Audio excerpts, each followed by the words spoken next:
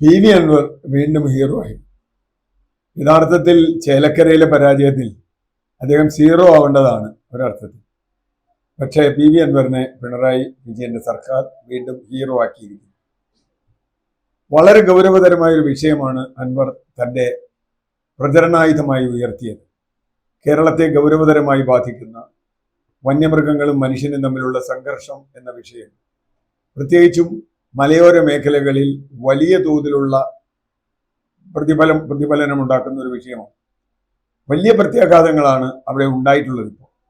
കാരണം ഒരുപാട് പേർ ആനയുടെയും കടുവയുടെയും പുലിയുടെയും പന്നിയുടെയും ഒക്കെ ആക്രമണത്തിൽ കൊല്ലപ്പെട്ടിട്ടുണ്ട്.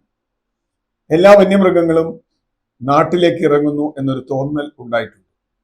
അതിന്റെ കാരണങ്ങളെക്കുറിച്ച് നമുക്ക് വേറെ സംസാരിക്കേണ്ടത്. അതിനോടുള്ള സർക്കാരിന്റെ സമീപനമാണ് ഏറെ വിചിത്രം. നമുക്കൊരു വനം മന്ത്രി ഉണ്ടോ എന്ന് ചോദിച്ചാൽ ഉണ്ട്, എന്നാൽ ഇല്ലെങ്കിൽ ഇല്ല. വനം മന്ത്രി എന്തെങ്കിലും പറഞ്ഞാൽ അത് വന്യമൃഗ ആക്രമണങ്ങളെക്കാൾ ദ്രോഹകരമായിട്ടാണ് കർഷകർക്ക് തോന്നുന്നത്. ഇപ്പോ കിഴക്കൻ മലകളിൽ നിന്ന് കർഷകർ, കുടിയേറിയ ആളുകൾ കുടിയിറങ്ങാൻ ശ്രമിച്ചുകൊണ്ടിരിക്കുകയാണ്. കാരണം അവരുടെ കൃഷി അവിടെ സാധ്യമാവുന്നില്ല. ജീവൻ തന്നെ അപകടത്തിലാണ്. രാത്രി പല സ്ഥലങ്ങളിൽ ഞാൻ പോയി, വൈകുന്നേരം 5 മണി കഴിഞ്ഞാൽ അവരാരും പുറത്തിറങ്ങില്ല. ചെറിയ ടൗണുകളൊക്കെ ഇപ്പൊ ഏതാണ്ട് ഉറങ്ങും 5 മണി കഴിഞ്ഞാൽ. കുട്ടികളെ സ്കൂളിൽ വിടാൻ അവർക്ക് ധൈര്യമില്ല. ആദിവാസികളും റബ്ബർ തൊഴിലാളികളും ഒക്കെ തന്നെ ഇതിനെ ആക്രമണത്തിന് പലവട്ടം ഇരയായിട്ടുണ്ട്. അത് കേരളത്തിന്റെ പല ഭാഗത്തുമുണ്ട്. ഏതാണ്ട് ആലപ്പുഴ ഒഴിച്ചുള്ള എല്ലാ ജില്ലകളിലും ഉണ്ട് എന്ന് പറയാം.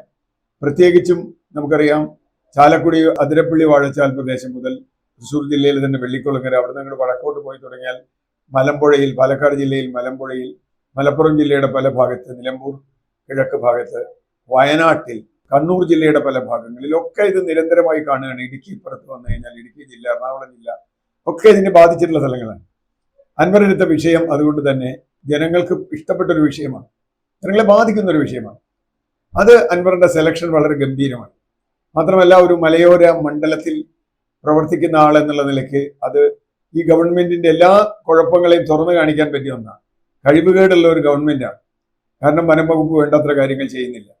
അവിടെയാണ് അൻവർ ആ സമരം ഏറ്റെടുക്കുകയും ആ സമരവുമായി മുമ്പോട്ട് പോകുമ്പോൾ അൻവർ ഒരു DFO ഓഫീസിന് എന്തോ അപകടമുണ്ടായി അല്ലെങ്കിൽ ആളുകളെ ആക്രമിച്ചു എന്നതിന്റെ പേരിൽ വീട് വളഞ്ഞ് അൻവറിനെ ആക്രമിക്കുക, പോലീസ് പിടിക്കുകയായിരുന്നു. രാത്രി വീട് വളഞ്ഞ് പോലീസ് പിടിക്കേണ്ട ഒരു കുറ്റം അൻവർ ചെയ്തിട്ടുണ്ടോ എന്ന് വളരെ പ്രധാനപ്പെട്ട ഒരു ചോദ്യമാണ്. എനിക്ക് തോന്നുന്നു പാലക്കാട് ബൈ ഇലക്ഷനിൽ രാഹുൽ മാങ്കൂട്ടത്തിലിനെ ഇതുപോലെ വീട് വളഞ്ഞ് പിടിച്ചതാണ് അയാൾക്ക് കുറച്ചുകൊണ്ട് കൂടുതൽ കിട്ടാൻ കാരണം എന്ന് ഞാൻ കണക്കാക്കുന്നത്. ഏതാണ്ട് അതിന് സമാനമായ ഒരു അർത്ഥത്തിലാണ് ഇപ്പൊ അൻവറിനെ വളഞ്ഞത്. അൻവറിന് UDF-ലും സ്ഥലമില്ല, LDF-ൽ നിന്ന് വിടുകയും ചെയ്തു എന്ന് പറയുന്ന പോലെയുള്ള ഒരു അവസ്ഥയിൽ നിൽക്കുമ്പോൾ അൻവർ ഉന്നയിക്കുന്ന ഈ ചോദ്യം, മുമ്പ് അൻവർ ഉന്നയിച്ച ചോദ്യങ്ങളൊക്കെ അതുപോലെ നിൽക്കുകയാണ്. പൂരം കലക്കുന്നത് സംബന്ധിച്ചും ADGP അജിത് കുമാറിനെ സംബന്ധിച്ചും പോലീസിലെ RSSകാരെ സംബന്ധിച്ചും ഒക്കെ അത് നിൽക്കുമ്പോൾ തന്നെ ഒരുപക്ഷെ ചേലക്കരയിൽ ഉണ്ടായൊരു പരാജയം അതൊക്കെ മങ്ങിച്ചു കളഞ്ഞുവെങ്കിൽ ഇപ്പോൾ അതിനേക്കാൾ ഗൗരവതരമായ വിഷയത്തിൽ അദ്ദേഹത്തെ അറസ്റ്റ് ചെയ്തതോടുകൂടി അദ്ദേഹത്തിന് ഒരു സിമ്പതി പൊതുവെ നമ്മുടെ നാട്ടിൽ വരും. കാരണം ജനങ്ങളുടെ ആവശ്യത്തിനാണ് അദ്ദേഹം പോരാടിയത്. ജനങ്ങളുടെ ആവശ്യത്തിന് പോരാടുന്ന ഒരാളെ അറസ്റ്റ് ചെയ്യുക എന്ന് പറഞ്ഞാൽ തന്നെ അതിൽ സംഗതി. മാത്രമല്ല, 7-8 മണിക്കൊക്കെയാണ്, വൈകിട്ട് 7-8 മണിക്കൊക്കെയാണ് ഞാൻ ഒരാളെ വീട് വളഞ്ഞ് അറസ്റ്റ് ചെയ്യുന്നത്. അതിനുള്ള കുറ്റം അയാൾ ചെയ്തിട്ടുണ്ടോ? ജാമ്യമില്ലാത്ത എന്ത് കുറ്റമാണ് ചെയ്തത്? അയാളൊരു MLA ആണെന്ന് ആലോചിക്കണം. ഒരു MLA-യോട് നാളെ കോടതിയിലോ അല്ലെങ്കിൽ പോലീസ് സ്റ്റേഷനിലോ ഹാജരാവണമെന്ന് പറഞ്ഞാൽ അയാൾ വരും, വരാതിരിക്കില്ല. അതിനെന്തിനാ വീട് വളഞ്ഞ് അറസ്റ്റ് ചെയ്തത്? അപ്പോൾ അൻവറിന് ഒരു എന്താണ് പറയുക, ഒരു സപ്പോർട്ട്, അൻവറിന് ഒരു പിന്തുണ പോലെയാണ് പിണറായി വിജയന്റെ പോലീസ് ഇത് ചെയ്തത്. അതിലും വിചിത്രമായ കാര്യം, അവിടുത്തെ CPM-ന്റെ നേതാക്കൾ, CPM ജില്ലാ സെക്രട്ടറി ആയിട്ട് പുതിയ ഏറ്റെടുത്ത ആളടക്കം പലരും പറഞ്ഞു എല്ലാം നിയമപരമാണ്, നിയമപരമല്ലാതെ ഒരു കാര്യവും ചെയ്തിട്ടില്ല. പക്ഷേ ഇന്നിപ്പോൾ ആദ്യത്തെ കോടതി അദ്ദേഹത്തിന് ജാമ്യം നിഷേധിച്ചുവെങ്കിലും ചീഫ് ജുഡീഷ്യൽ മജിസ്ട്രേറ്റ് കോടതിയിൽ അദ്ദേഹത്തിന് ജാമ്യം കിട്ടി. ജാമ്യം കിട്ടിയ അൻവർ പഴയ അൻവർ അല്ല. അൻവറിന് വലിയ തോതിൽ മീഡിയ സ്വാധീനം കിട്ടി. അൻവറിന് മുൻപ് തന്നെ മീഡിയ സ്വാധീനങ്ങൾ ഉണ്ടായിരുന്നു. അൻവറിനെതിരായിട്ട് പോലും മീഡിയകൾ പോലും അൻവറിനെ അനുകൂലിക്കുന്ന തരത്തിലേക്ക് ഒരു ഘട്ടം കഴിഞ്ഞപ്പോൾ എത്തി. ഇപ്പോൾ വീണ്ടും അൻവർ തിരിച്ചു വന്നിരിക്കുന്നു. ഇനി അൻവർ എങ്ങോട്ട് പോകും എന്നതാണ് അടുത്ത ചോദ്യം. പി.വി. അൻവർ അയാൾക്ക് എന്തായാലും LDF-ലേക്ക് പോകാൻ പറ്റില്ല, BJP-യിലേക്ക് പോകാൻ പറ്റില്ല. നാച്ചുറൽ ചോയ്സ് എന്ന് പറയുന്നത് UDF-ന്റെ കൂടെ നിൽക്കുക എന്നുള്ളതാണ്. UDF-ന്റെ കൂടെ എങ്ങനെ അൻവർ നിൽക്കും എന്ന ചോദ്യം വളരെ പ്രസക്തമാണ്. കാരണം അൻവറിന്റെ പിൻകാല ചെയ്തികളൊക്കെ ചില പ്രശ്നങ്ങളുണ്ട്. UDF-ൽ ലീഗിന്റെ കൂടെ നിൽക്കോ കോൺഗ്രസിന്റെ കൂടെ നിൽക്കോ? അൻവർ കോൺഗ്രസ്സുകാരനാണ്, പഴയ കോൺഗ്രസ്സുകാരനാണ്, പഴയ സ്വാതന്ത്ര്യ സമര സേനാനിയുടെ മകനാണ്. ആ അർത്ഥത്തിൽ കോൺഗ്രസിന്റെ കൂടെ നിൽക്കാനാണ് സ്വാഭാവികമായി അലി. അദ്ദേഹം പഴയ കോൺഗ്രസ്സുകാരനുമാണ്. അതിനാണോ സാധ്യത? അതിന് കോൺഗ്രസിലുള്ള ആളുകൾ എത്രത്തോളം അതിനോട് യോജിക്കും വിയോജിക്കും എന്ന് ചോദ്യമുണ്ട്. ഏതായാലും പിണറായിയുടെ പോലീസ് അൻവറിനെ ആക്രമിച്ചോടുകൂടി അൻവർ UDF ആവാൻ പോകുന്നു എന്നൊരു തോന്നൽ പൊതുവെ ആളുകൾക്കുണ്ടായിട്ടുണ്ട്. ശത്രുവിന്റെ ശത്രു മിത്രം എന്നതാണല്ലോ രാഷ്ട്രീയത്തിലെ ഒരു പ്രത്യേകത.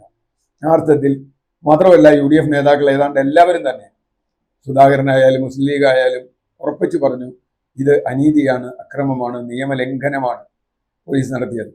പോലീസ് നടത്തിയ നിയമലംഘനത്തിന് അവർക്ക് അതിന് മറുപടി കിട്ടി കോടതിയിൽ നിന്ന്.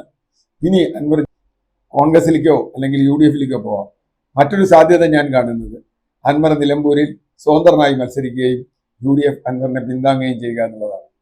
അങ്ങനെ സംഭവിച്ചാൽ LDFന് നിലമ്പൂർ എന്നത് ഇനി മറക്കുകയേ വഴിയുള്ളൂ. നിലമ്പൂർ മണ്ഡലം ഇനി നിലമ്പൂർ മാത്രമല്ല, ഒരുപക്ഷെ ഏറനാടും അതുപോലെയുള്ള 3-4 മണ്ഡലങ്ങളിൽ അൻവറിന് സ്വാധീനമുണ്ട്. പ്രത്യേകിച്ചും അൻവറിന്റെ ഈ പുതിയ നീക്കമുണ്ടല്ലോ, വന്യമൃഗം, അതിപ്പോൾ തിരുവമ്പാടി പോലെയുള്ള മണ്ഡലങ്ങളിൽ വലിയ പ്രശ്നമാണ്. തിരുവമ്പാടി പോലെയുള്ള മണ്ഡലങ്ങളിൽ, ഏറനാട് പോലെയുള്ള മണ്ഡലങ്ങളിൽ, നിലമ്പൂർ എന്തായാലും ഉണ്ട്, വയനാട്ടിലെ ചില മണ്ഡലങ്ങളിലൊക്കെ അത് വലിയ പ്രതിസന്ധിയാണ്. അതുകൊണ്ട് അതും കൂടി ചേർന്നാൽ ഒരുപക്ഷെ UDFന്റെ പിന്തുണയോടുകൂടി അൻവർ നിയമസഭയിലേക്ക് എത്തിക്കൂടാ എന്നില്ല.